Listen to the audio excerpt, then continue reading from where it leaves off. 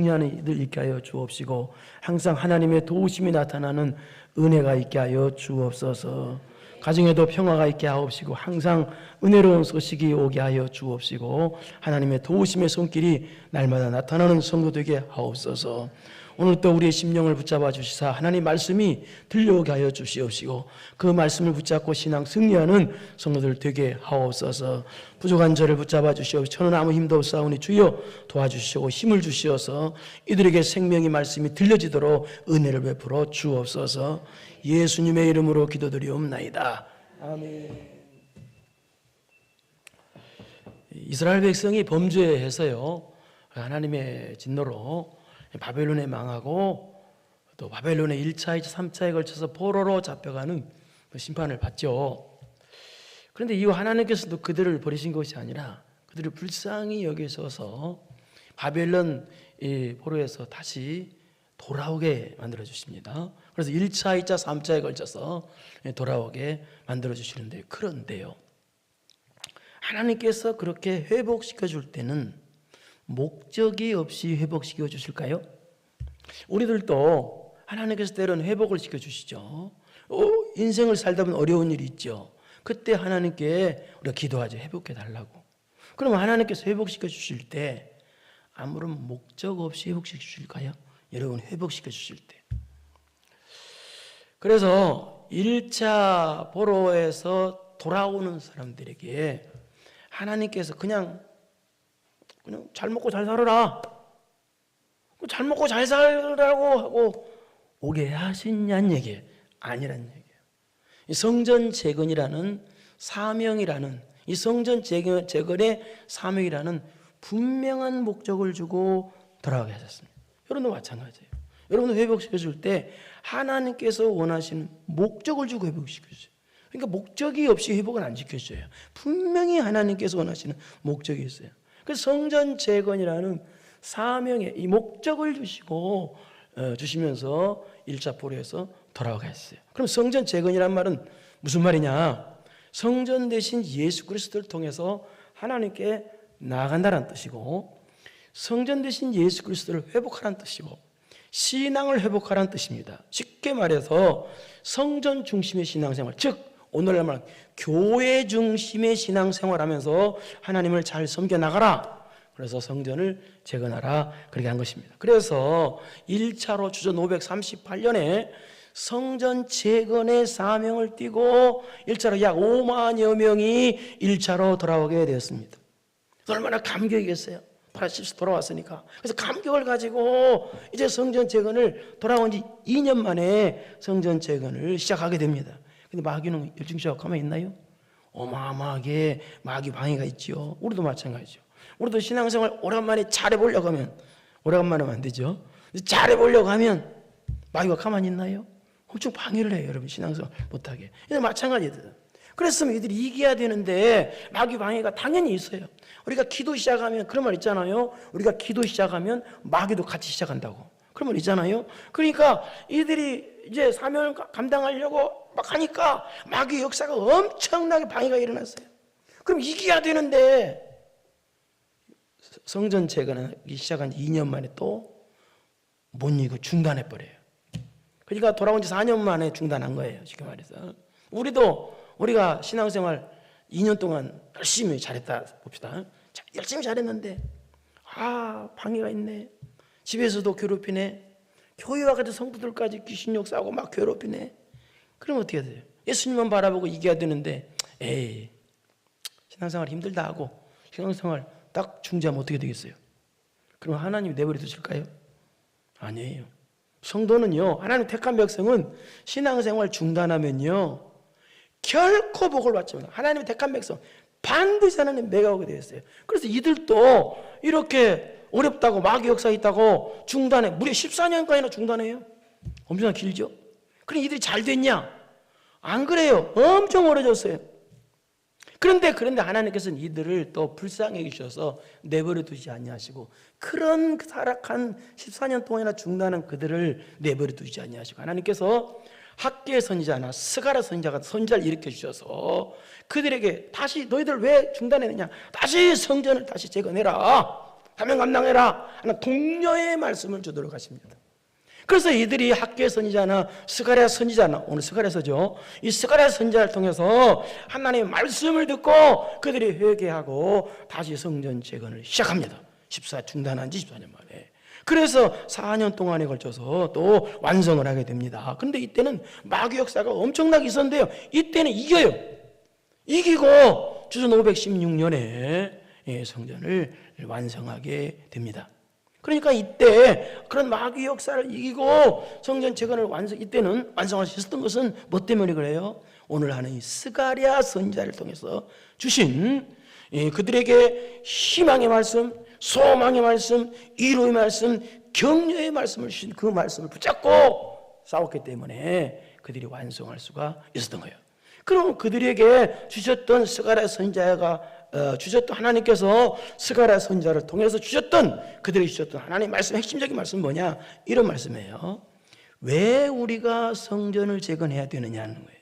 그것은 장차 우리를 구원할 예수 그리스도께서 오셔서 구원자 메시아가 이 성전에 임하셔서, 그래서 메시아의 영광이 이 성전에 임하기 때문에, 그래서 반드시, 어렵지만 그 뜻이에요, 성전을 재건해야 된다라는 뜻입니다.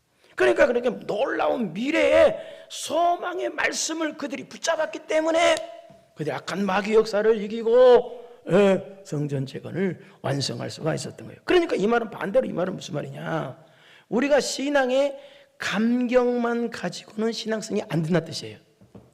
그렇잖아요. 이들이 70년 만에 돌아왔으니 얼마나 감격이겠어요. 근데 감격을 가지고 했는데 어때요?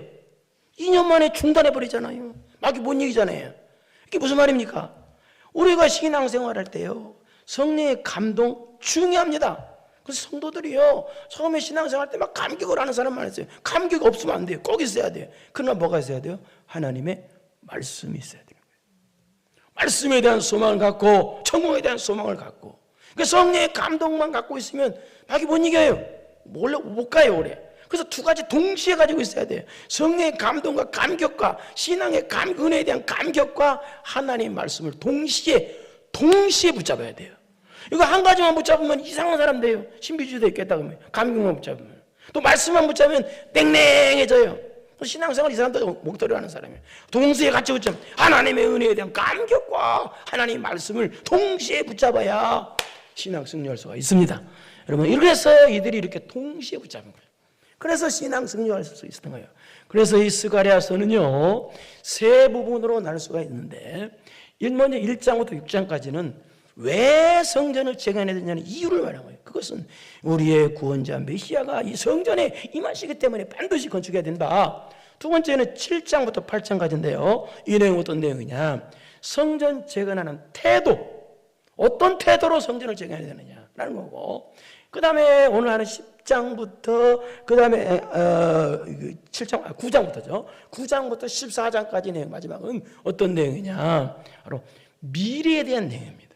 미래에 대한. 그러니까 이스라엘의 미래, 그러니까 성전 재건한 후에 그 다음에 미래, 인류 역사의 미래에 대해서 말씀합니다. 그래서 오늘 또 14장이죠. 그럴 때 미래죠. 근데 오늘 보면 어떤 미래냐, 교회의 미래에 대해서는, 교회의 미래. 그리고 또 24장은 어떤 내용이냐, 예수님께서 장차 재림하실 때 어떤 현상이 일어나나, 또 예수님께서 재림하시면 신앙 승리한 성도들에게는 어떤 은혜를 주시는가, 그것을 가르쳐 주는 것이 오늘 본문이에요. 그래서 저는 오늘 본문을 통해서 우리가 신앙 승리한 자들에게 우리 주님 재림하시면 어떤 은혜를 주시냐, 이 내용을 통해서, 그렇다면 우리 주님 오셨을 때, 재림하셨을 때 우리가 신앙 승리자의 모습으로 주님 앞에 서서 놀라운 은혜를 받는 주인공이 되어야 되잖아요. 주님 만났을 때. 그러면 지금 어떤 신앙의 자세, 지금 어떤 신앙의 태도를 가지고 우리가 신앙생활을 해야 되느냐를 배우고자 합니다. 첫째, 따라서 합시다. 신앙이 장성하는 남은 자가 되어야 된다. 신앙이 자라야 된다는 얘기예요. 우리 1절을 보겠습니다. 1절 시작.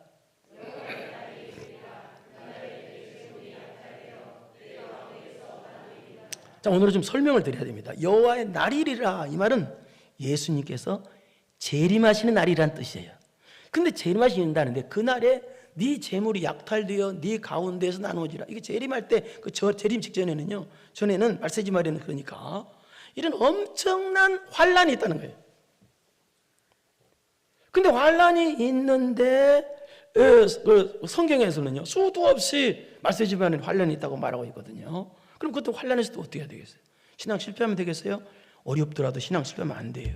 예? 어려움이 없는데도 신앙 실패하는 사람이 있는데 어려움이 오면 얼마나 신앙 실패하겠어요? 그러니까 지금부터라도 신앙 승리하고요, 어려울 때는 넉넉히 이기는 여러분 되길 바랍니다. 그런데 이때 그리스도가 오실 때 어떻게 하냐? 네 재물이 약탈된다. 환란이라고 그랬죠. 여기 네 재물에 여기 너는 누구를 가리키느냐? 신앙 승리하는 남은 자들도 가리키고 또 두 번째는 범죄한 이스라엘도 가리켜요. 그러니까 신앙 승리하는 자나 범죄하는 자나 똑같이 환란이 있다는 거예요. 그런데 신앙 승리하는 남은 자에게도 환란이 있지만 특히 신앙 실패하고 범죄하는 이스라엘 백성들에게는 환란으로 심판하신다는 뜻이에요. 이해하시겠습니까? 그 다음에 2절입니다. 2절 시작.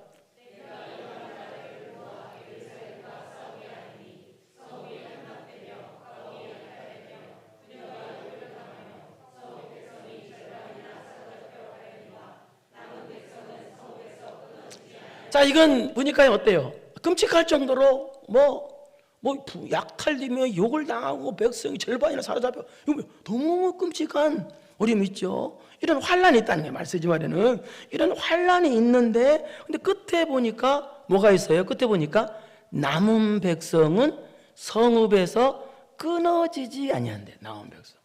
그러니까 이 말은 무슨 말이냐? 끊어져. 그 환란 가운데서 특별히 보호받은 사람이 있는데 누구다? 바로 신앙 승리하는 남은 백성은 끊어지지 않는다. 이 말은 특별히 보호해준다는 뜻이에요. 그 뜻이에요. 그렇다면 남은 백성이 누굴까? 쉽죠? 하나님께서 선택해서 하나님의 자녀로 삼아주신, 그래서 남겨주신 바로 저와 여러분을 가리켜요. 또 신앙 승리하는 성도들을 가리켜요. 그런데 문제는 왜 남은 백성을, 저와 여러분을 보호해 주시고 지켜주시려면 왜 그냥 아무 일도 없이 환란 없이 그냥 지켜주시지 왜 굳이 이렇게 무서운 환란 가운데서 지켜주실까요? 그 이유가 뭘까요? 아니 그냥 환란 없이 지켜주시면 얼마나 좋아요. 어려움 없이 지켜주시면 얼마나. 근데 왜 굳이 우리에게 어려움을 주셔서 그 가운데 지켜주냐는 얘기예요. 궁금하지 않아요? 궁금하면 500원 주세요. 왜 그러냐고요. 그 이유는요, 여러분 잘 들으세요. 아무리 우리가 신앙상에 하나님께서 선택해 주신 남은 자를 알지라도 아무 일도 없고 잘 먹고 잘 살고 편하면 어때요? 어떻게 되겠어요, 사람이요? 그러면 천국 안 붙잡습니다. 어려워야 천국 잡는 거예요. 어려워야 빨리 천국 갔으면 그런 생각으로 들지. 사람이 어려워야 기도하거든요. 안 어려우면 기도도 안 해. 예? 이상해요. 그래서 그 어려워지게 만들어서 기도. 그래서 사람이 그냥 안 어렵고 막 편안하고 잘만 되면은요, 기도할 필요성을 못 느껴요. 사람이 이상해요, 사람이요. 그래서 영적으로 죽어요. 그래서 어떻게 돼요? 신앙은 폐잔병이 돼요. 그래서 그렇게 하지 않기 위해서 하나님께서 사랑하는 성도들은 어려움을 주게 만들어서 어떻게든 기도하게 만들고, 어떻게 하면 예배 승리하게 만들고, 어떻게 하면 하나님 붙잡게 만들고 천국 붙잡게 만들어서, 그래서 어떻게 해요? 신앙이 잘하는 사람으로 만드신다는 거예요. 여러분, 사람은 참 신기합니다. 어려움이 없으면요, 신앙이 결코 잘하지 않습니다. 어려움이 없으면요, 기도도 안 하고요, 신앙도 안 자라요. 그래서 성도에게 주는 은혜가 뭔지 아세요? 여러분에게 다가온 어려움이 은혜예요. 왜 그런지 아세요? 그 어려움 때문에 내 신앙이 자라니까요. 그래서 하나님께서 사랑하시는 자는요, 어떻게든 어려움을 주시더라도 해서 어떻게든 신앙이 순수하게 만들고 신앙이 자라는 은혜를 주셔요. 여러분 생각해 보세요. 주님 재림하실 때 주님 앞에 서야 되는데 신앙이 안 자란 상태에서 주님 맞이할래요? 그건요 저주예요. 내 신앙이 안 자랐어. 10년, 20년 지났는데 신앙이 안 자라. 거기서 거기야. 그 상태로 주님 앞에 설래요? 말이 안 되는 거예요. 그래서 하나님께서 우리에게 정말 큰 은혜는 내 신앙, 어린아이 같은 신앙에서 젖만 먹는 신앙, 죽만 먹는 신앙에서 단단한 것도 먹을 수 있는 신앙 성장이 자랄 수 있도록 그런 신앙의 태도, 모습이 있어야 된단 말이에요. 그래서 내 신앙이 장성해서 주님을 만나야 될 거 아니에요. 그걸 말하는 거예요. 그래서 여러분이 우리 주님 오시는 날 은혜의 주인공이 누구냐? 신앙이 장성한 모습으로 주님 만나는 게 은혜의 주인공이라는 얘기입니다. 그래서 여러분 신앙생활 할 때마다 항상 내 신앙이 자라야지, 성숙해야지, 그렇게 되기를 축원합니다. 그런 자세로. 두 번째는 우리 주님 재림하셨을 때 어떤 사람에게 하나님께서 은혜의 주인공 되게 만들어 주시느냐? 두 번째는 영적 싸움 싸울 때 영적인 부상을 안 당하는 사람. 영적인 부상을 안 당하는 사람. 3절을 보실까요? 무슨 말인지. 시작.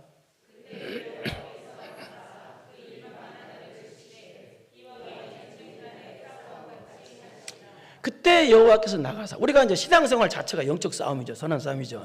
그래서 싸웠기 때문에 이겨서 예배당에 나온 게 아닙니까?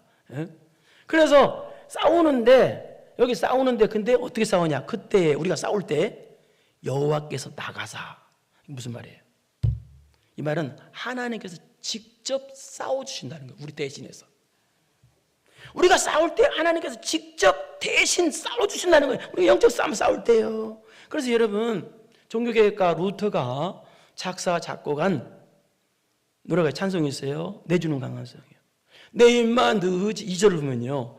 내 입만 의지할 때면 패할 수밖에 없도다. 힘있는 장수 나와서 날 대신하여 싸우네. 이 장수 누구뇨? 주 예수 그리스도 만군의 주로다. 당할 자 누구뇨? 반드시 이기리로다. 여러분 신앙생활 때 나 혼자 싸운다고 말도 꺼내지 마세요. 여러분 신앙 승리요? 내가 승리한다고 말도 꺼내지 마세요. 하나님이 대신 싸워줘서 승리하게 만들어 주시는 거예요. 이 그 뜻이에요. 그렇다면요. 하나님께서 대신 싸워주시면 그래 우리는 싸우지 말고 가만히 앉아 있으면 될까요? 예? 하나님이 대신 싸워주시니까 가만히 앉아 있으면 될 거 아니에요. 그러나 그 뜻이 전혀 아니에요. 하나님께서 대신 싸워주신다는 뜻은 두 가지인데 첫째는 무슨 뜻이냐? 이미 승리가 주어진 상태에서 싸운다는 뜻이에요. 그러니까 우리가 싸우면 저게 승리할 거냐 실패할 거냐 그거 모르고 싸우잖아요. 세상 사람. 근데 하나님께서 싸우는 신앙 승리에 싸우면은 이미 승리가 십자가로 승리가 주어졌어. 그 주어진 승리를 바라보고 싸우는 거예요. 두 번째는 하나님께서 주신 힘으로 싸우라는 얘기예요. 내 힘으로 싸우지 말고. 그렇기 때문에 하나님께서 대신 싸우신다는 뜻은 무슨 뜻이냐? 바로 안 싸우지 말고 가만히 있다는 이런 뜻이 아니에요. 그리고 또 하나님께서 대신 싸우신다는 뜻은 무슨 뜻이냐? 하나님께서 대신 싸워주시기 때문에 여러분이 싸울 때 보호해 준다는 거예요. 어떻게? 부상당하지 않도록 보호해 준다는 거예요. 영적인 부상당하지 않도록 하나님이 보호해 준다는 말, 이게 하나님께서 싸워서 나가 싸우신다는 뜻이에요. 그러니까 우리가 신앙생활 할 때 영적인 부상을 당하면 돼야 안 돼요? 결코 안 되는 거예요. 우리 한국에 프로야구 선수 중에 이정우라는 선수가 있어요. 이정우. 아세요? 베드로는 몰라도 여기는 알 텐데요. 근데 이정우가 미국의 메이저리그 어느 구단에 수천만 달러를 받고 어마어마한 액수를 받고 계약을 거기 갔어요. 근데 가자마자 어땠어요? 올해 가자마자 부상당해버렸어요. 그거 뭐 경기 나오지도 뭐 우리나라 창피해지. 그거 어떻게 생각하면요? 아주 그냥 통째로 못 뛰었어요. 또 여러분 잘 아는 김하성 선수. 김하성. 그 김하성 선수도 메이저리그에서 다 어깨 부상 당해가지고요. 예? 그래가지고 가장 중요한 후반기 경기를 통째로 날려버렸어요. 못 뛰었어요. 육적인 부상만 당해도 아무것도 못해요. 근데 성도가 영적인 부상을 당하면요 끝장나는 거야.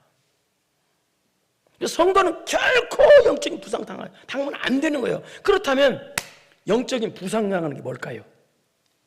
뭘까요? 아주 비싼 거 가르쳐 주는 거예요. 영적인 부상 당하는 게 뭘까요? 이겁니다. 상처받는 거예요. 시험 드는 거예요. 낙심하는 거예요. 이것이 부상당하는 거예요. 어떤 사람은요, 여러분 안 그래요? 걱정하지 마세요. 어떤 사람은요, 뻑하면 상처받아. 누구 때문에 상처받고, 집사님 때문에 상처받고, 뭐 때문에 상처받고, 상처 안 받고 1년을 제대로 신앙생활을 못해. 하도 상처를 받았어서. 여러분, 부상병으로 주님 앞에 설 수 있겠어요? 하도 상처를 받아. 근데 맨날 상처받고, 맨날 시험 들고, 맨날. 아니, 왜 이렇게 교회는 상처받으러 오는 게 아니에요? 예? 여러분, 영적으로는요, 성도가 그러니까 뭐예요? 건강해진다는 거예요. 어떤 일이 있어도 상처받지 않기를 바랍니다. 시험 들지 않기를 바랍니다. 낙심하지 않기를 바랍니다. 그래서 하나님께 주시는 힘 받아서 어떻게 돼요? 힘 받아서 우리가 감사가 넘치고 기쁨이 넘치고 감격이 넘쳐야 돼요. 어떤 교회를 가보면요, 다 부상병만 있는 교회가 있어요. 예배에 의욕이 없고 신앙생활에 의욕이 없고 예배가 힘이 없어, 찬송도 힘이 없어, 겨우 성경 봉독 겨우해, 겨우. 에? 아주 부상병동이야, 교회가. 그 교회는 이름 바꿔야 돼. 부상교회라고. 상처만 받는 교회라고. 이름 바꿔야 돼. 살아있는 사람이 없어. 여러분, 성도가요, 영적인 부상을 당하면요, 남은 자도 안 해요. 성도도 아니에요. 그리고 영적인 부상 당하면요, 상처받으면요, 여러분 스스로가 스스로를 불쌍히 할지라도 하나님 앞에는 진노야. 여러분 영적인 부상 당하면요, 그건 진노감이에요. 심판감이에요. 왜? 하나님께서 대신 싸워준다는 뜻이 무슨 뜻이라고 그랬어요? 부상 당하지 않게 해주신다고 그랬는데 하나님이 영적 싸움 부상 자체가 없는 거예요. 그건 아는데 부상 당했다는 말은 무슨 말이에요? 스스로 내가 나를 부상시켰다는 뜻이에요. 스스로 내가 나를 하나님의 부상시켜. 여러분 아버지가 있는데 애들이 아빠 앞에서 자기 막 부상시켜, 막 얼굴 때리고 막, 아버지가 가만히 잘한다 그러겠어요? 그래서 짓는 거예요. 상처받는 게. 여러분은 상처를 받는 사람이 아니라 상처를 치료해 주는 사람입니다. 여러분, 부상 당하는 사람이 아니라 부상을 치료해 주는 사람이야. 예? 부상 당하지 말아요. 아멘 좀 해봐. 다 부상병동이야. 아멘이 부상당한 것 같아. 예?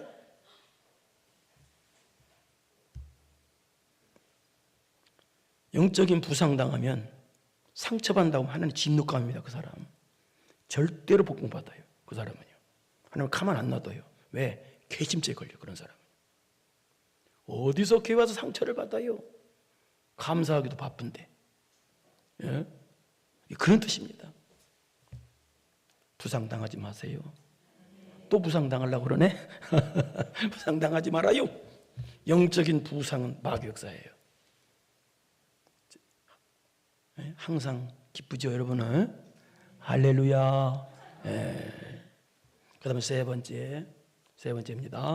우리 주님 오시는 날 은혜의 주인공, 상급의 주인공 되려면 어떻게 되냐? 세 번째는 지옥 만들지 말고 천국 만들면서 살아야 돼요.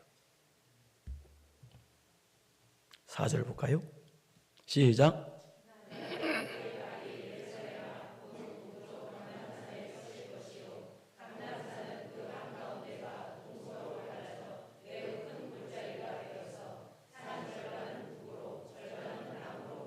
여기 그날에 예수님 재림하시는 날에 그의 발이 예루살렘 재림 어떻게 되냐? 감람산에 예수님이 재림하시는 뜻이 뜻은요. 문자적으로는 예수님이 승천도 감람산에서 하시고 감람산에 재림하신다는 뜻인데, 그럼 감람산에만 예수님 재림할까요? 이 뜻은 전혀 그 뜻이 아니에요. 이 뜻입니다. 예수님께서 승천하실 때 제자들이 감람산에서 제자들을 봤죠. 보고 있었죠. 그때 천사가 뭐라고 그랬어요? 왜 하늘로 가신 예수님 앞에 뭐만 보고 있느냐? 가시는 본 그대로 예수님은 그대로 오신다. 그렇게 하세요. 너희들 복이 오신다. 그러니까 이 말은 무슨 말이냐? 예수님 재림하실 때 온 인류 사람들이 다 본다는 뜻이에요. 감난산이 본다는 뜻이 아니라. 그러니까 모든 예수님이 재림하실 때 모든 인류가 다 보는데 그때 재림하시는데 그때 무슨 일이나 골짜기가 갈라지고 절반은 나무로가 뿌리. 이게 무슨 얘기예요? 천재지변 같은 그런 엄청난 재앙이 온다는 뜻이에요. 이건 마태복음 24장에 나오니까 해석은 하지 않겠습니다. 그 다음에 5절 보겠습니다. 시작.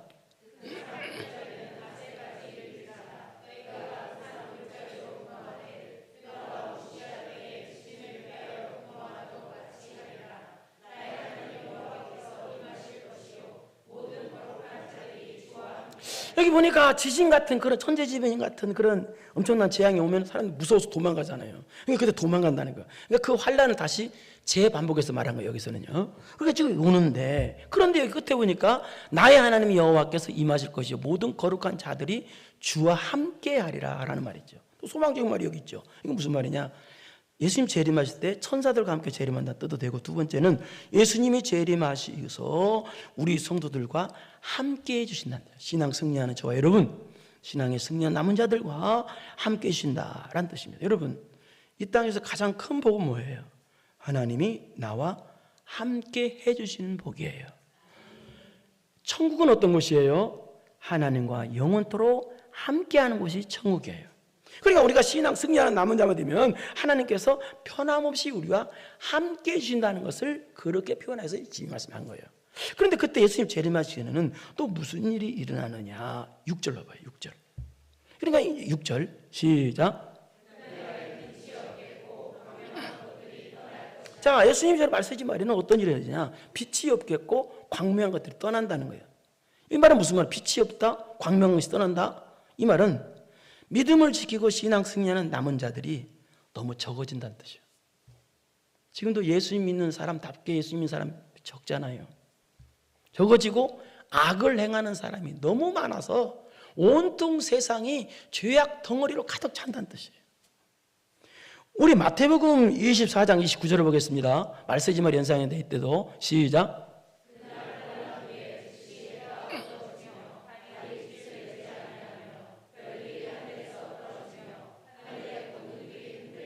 예, 그날 환란 후에 즉시 해가 어두워지며, 해가 어두워진다는 뜻은 이 뜻입니다. 진리의 말씀이 어두워진다라는 뜻이고, 달이 빛을 내지 않는다는 뜻은 진리의 말씀을 반사해야 될 교회가 타락한다는 뜻이고, 별들이 하늘에서 떨어진다는 뜻은 목사나 성도들이 타락한다는 뜻이고, 말씀이면 그런다는 거예요. 그 다음에 하늘의 권능들이 흔들린다. 하늘에서 권능, 이 말은 세상의 큰 세력들이 떨어져서 몰락한다는 뜻이고, 교회의 세력도 떨어져서 몰락한다는 뜻이에요. 그러니까 말씀하지 말아요. 주님 재림하시기 전에는 어떻게 되느냐? 이 교회나 세상이나 다 타락한다는 거예요. 그래서 온통 죄악투성이가 된다는 거예요. 그렇기 때문에 하나님께서 어떻게 해야 돼요? 죄악투성이니까 심판하셔야 되겠죠. 근데 어떻게 심판하시느냐가 13절에 보세요. 13절 시작.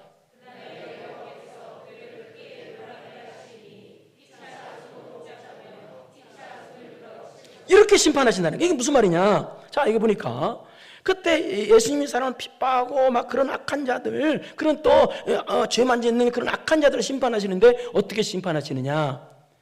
그들 크게 요란하신다. 근데 어떻게 요란하게 하느냐?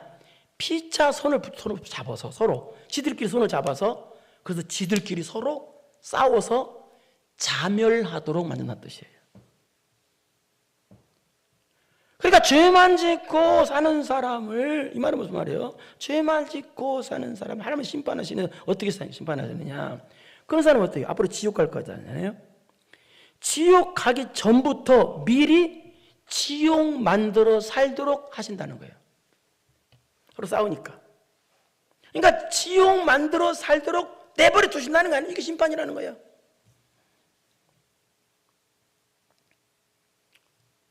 참 안타까운 일이죠. 예수님 안 믿으면 지옥 간단 말이에요. 그럼 지옥이 어떤 곳이에요, 여러분? 예수님 안 믿는 사람이 가는 곳이 지옥이요.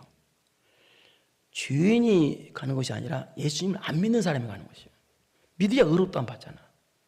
우리 천국도 다 죄인이 가는 거예요. 왜? 예수님 믿어서 의롭다면 칭의 받은 사람들이 가는 거예요.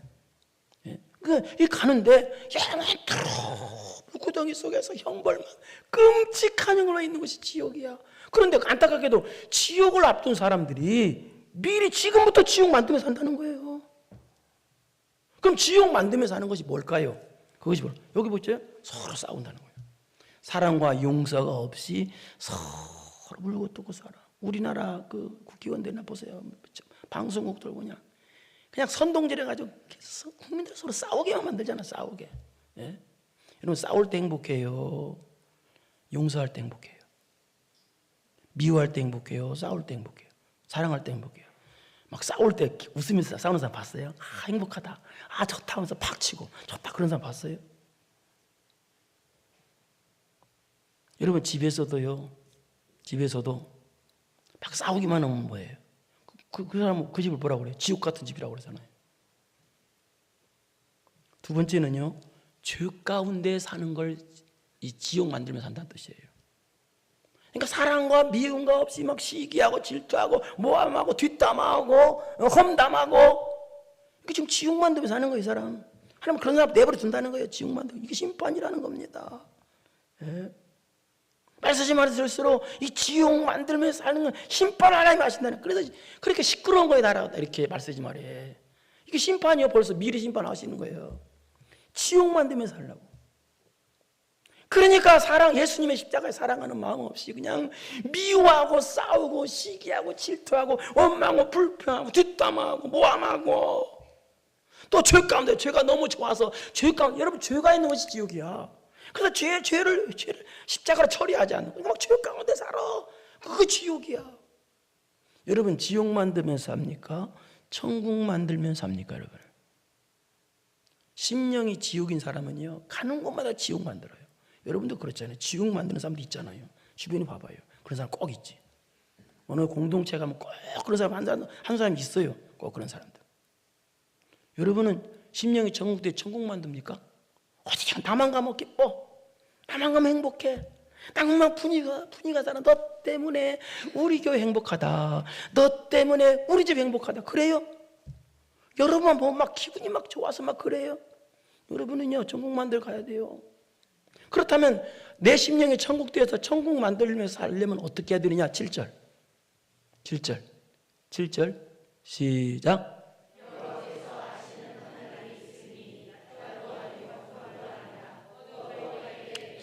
낮도 아니고 밤도 아니라는 말은 예수님 재림하시는 지 언제인가 모른다는 뜻이고, 어두워갈 때 빛이 있으리다. 이 말은 무슨 말이냐? 세상이 온통 타락했을 때, 그 다음에 막 지옥 만드는 사람만 넘쳐날 때, 그때 빛이 있으리라. 주님 오시 재림하신다는 뜻이에요. 그런데 이때 말씀이지만 이렇게 반복했다, 또 같은 말 했다, 또 반복했다 이렇게 하는 거예요. 오늘 보면은요, 8절 보세요. 그런데 이때 오늘 아주 소망적인 말이 나오죠. 8절 시작.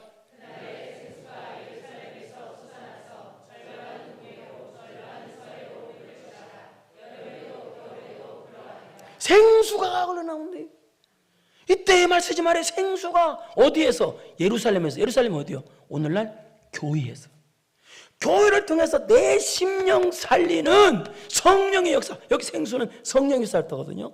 내 심령을 살리는 성령의 역사가 절반은 동해로 절반은 서해로 가. 여름에도 겨울에도 그러하리라. 끊임없이 계속적으로 풍성하게 성령 충만의 역사가 일어난다, 그 말입니다. 이 말은 무슨 말입니까? 내 심령이 살으려면, 내 심령이 살아서 내 심령이 천국돼서 천국 만들려면 답은 딱 한 가지라는 거예요. 내 안에 영이신 하나님이 충만했다는 뜻이에요. 쉽게 말해서 내가 성령 충만을 받아야 된다는 뜻이에요. 쉽게 말해서 내가 예수님 한 분으로 온전히 모시고 있어야 된다는 뜻입니다. 내 영혼이 은총 입어 중한 죄짐 벗고 보니 슬픔 많은 이 세상도 천국으로 화하도다. 높은 산이 거친 들이 초막이나 궁궐이나 시작. 내 주 예수 모신 곳이 그 어디나 하늘나라.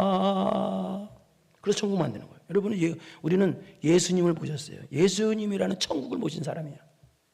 그렇기 때문에 우리는 어디를 가든지 천국 만들면서 살아야 돼. 지옥 만들면서 살면 결코 안 되는 겁니다. 예? 사도행전 2장 46절 47절을 보겠습니다. 성령 충만받으니 예수님 충만받으니 어떤 모습이 나온 거 보겠습니다. 시작. 날마다 마음을 같이 기쁨과 순전한 마음으로 음식을 47절 시작. 하나님을 찬미하며 주께서 구원받는 사람은 날마다 더하게 하시니 내 안에 성령이 충만하니. 그렇게 이 당시는 고난이 엄청날 텐데 그럼에도 불구하고 뭐예요? 천국 만들잖아요.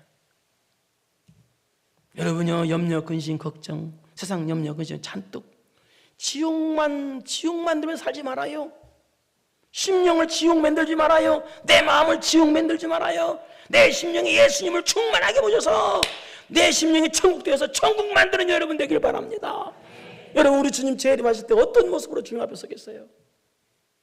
신앙이 자라지 않는 그런 모습으로, 어린아이 같은 모습으로, 점만 빨고 있는 어린아이 같은 모습으로 주님 앞에 서겠어요? 창피한 일이에요. 성도들이 신앙이 안 자라는 건 창피한 일이에요. 신앙이 자라는, 신앙이 성장하는 남은 자의 모습이 있어야 돼요. 그렇기 때문에. 두 번째는 뭐예요? 부상당하면 안 돼요. 영적인 부상당하면 안 돼요. 우리 주님이 신랑이에요. 우리가 신부예요. 신부 입장 그러는데 신부가 다 이거 쓰고 다 이러면서 와야지. 근데 신부는 막 피가 철철 부상돼가지고 막 그래서 상처가 있고 막 피가 철철 나면서 쩔뚝쩔뚝해서 와. 그럼 어떻게 되겠어요? 여러분, 그 모습으로 주님 만날래요? 맨날 상처받아, 맨날 시험 들어, 맨날 낙심해. 부상병이야. 1년을 제대로 신앙생활 못해. 기쁨으로. 영적인 부상 당하면요, 하나님의 진노감이요, 그건 좋은 성도가 아니에요. 상처받으면 안 되는 거예요. 신앙생활 여러분 평생에는 상처받는 것 길을 주관합니다.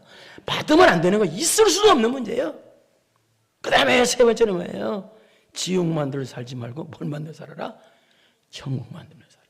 잊어버렸어요. 천국 만들면서 사시길 바랍니다. 근데 천국은요, 그냥 만들어지는 게 아니에요. 예수님께서 십자가의 희생하심으로 우리에게 천국을 만들어 주셨어요. 우리도 마찬가지예요. 희생해야 돼. 천국 만들기 위해서. 그러나 그 희생은 괴로운 희생이 아니야. 보람 있는 기쁨의 희생이야. 기쁨인데 보람이 담겨있는, 감격이 담겨있는 희생을 그러는 거예요. 내가 천국 만들기 위해서는 희생해야 돼. 예수님처럼 십자가 져야 돼. 그러나 그 십자가는 어때요? 감격과 보람 있는, 영원한 보람 있는 희생인 거예요. 그래서 여러분, 지옥 만들지 말고 천국 만들고, 이 세 가지가 여러분 있어서 우리 주님 오시는 날 놀라운 상급의 주인공 되기를 축원합니다. 걸어가시고 내려오신 아버지 하나님 감사합니다. 우리는 내 신앙이 성장하는 남은 자인가? 아니면 항상 그대로인가?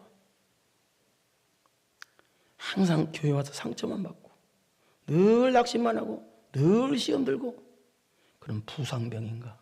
영적인 부상당하는 사람인가? 나가는 곳에 항상 짜증내고 불평하고 원망하고, 지옥 만들면서 사는 사람인가? 하나님 아버지여, 신앙이 장성하는 남은 자가 되어서 부상당하지 않고 건강한 성도 되어서 천국 만드는 성도 되어서 우리 주님 오시는 날 멸류관 주인공들 다 되게 하여 주옵소서. 예수님의 이름으로 기도드리옵나이다. 아멘. 이제는 우리 구주 예수 그리스도의 은혜와 전능하신 하나님 아버지의 무한하신 사랑하심과 성령님의 교통교대 감동함하심이 내 신앙이 장성하기로, 영적인 부상당하지 않기로, 천국 만들며 살기로 암기비 결단하고 돌아가는 사랑하는 성도들 머리머리 위에 이제로부터 영원토록 함께 있을지어다. 아멘.